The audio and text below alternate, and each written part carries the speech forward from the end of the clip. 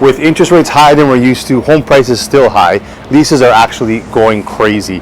Now, when we see multiple offers and leases, we know that the demand for housing is still very, very strong. As a landlord, there may be times where you need that property back. So here are 4 ways in which you can ask your tenant to vacate your property. Number 1, the owner or the purchaser, or the owner or the purchaser's spouse, parent, or child are going to be moving into the property. Now in this scenario, you need to serve the tenant with an N12. You need to do this 60 days in advance. You also have to pay them 1 month's rent. You cannot terminate the lease or serve it before the end date of the lease. So if the lease is ending August 31st, you cannot make them move out prior to that end date. You also then want to file an L2 application with the landlord and tenant board because they're very backed up, and you want to be in queue in case there's an issue. Further to that, if a buyer is moving in, they also have to include a declaration that they're going to be living there for more than 1 year. Number 2, the owner of the purchasers or the owner of the purchaser's spouse, parent, or child are not moving in. So you want the tenant in this scenario out for whatever reason.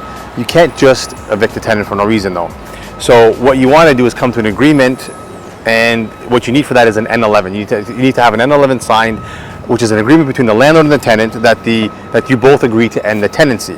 Now, this scenario usually turns into a cash for keys scenario, where the landlord incentivizes the tenant to leave by paying maybe 1, 2, 3 months rent, moving costs, maybe even want to help the tenant find a place.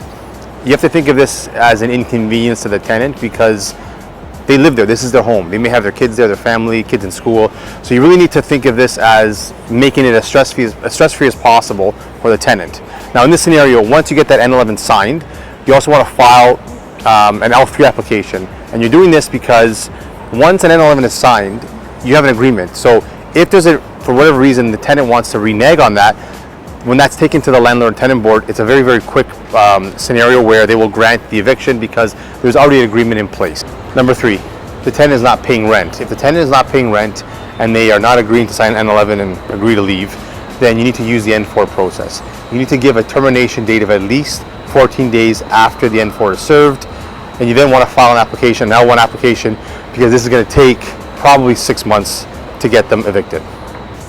Number 4, if you're going to be doing a demo or a substantial renovation. In this scenario, you want to use the N13 process. You need to give a lot of notice for this one, 120 days after serving the N13. You then want to file an L2 application because this is going to take very, very long. If you have a 4-plex or smaller, you need to pay 1 month's rent. If it's a 5-plex or larger, you got to pay 3 months rent. I hope this helped give a high-level understanding of the relationship between the landlord and the tenant. If you guys have any more questions, please feel free to reach out. We'll be happy to help however we can, or put you in contact with a legal expert that could help you even further.